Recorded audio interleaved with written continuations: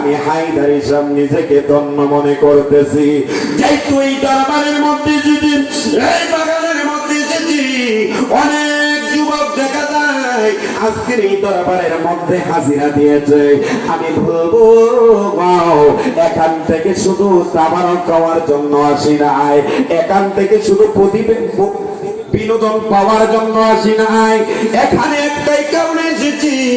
আমরা মানুষের মুখ থেকে জবান থেকে শুনেছি এই বাগান বাড়ির কারামত আছে না নাই? যারা এলাকার তারা জানেন, আমি তো দূর থেকে জানতাম কথা বলে। আপুদিরা আমার, না না আমি আপনাদের কি বলবো, যিনি আউলিয়া কেরামদের সম্রাট, যিনি বেলায়েতের সম্রাট মাওলা আলী সুবহানাল্লাহ। যদি আউলিয়া কেরামদের বয়ান করি তারপরে প্রথমে চলে যায় ওইদিকে।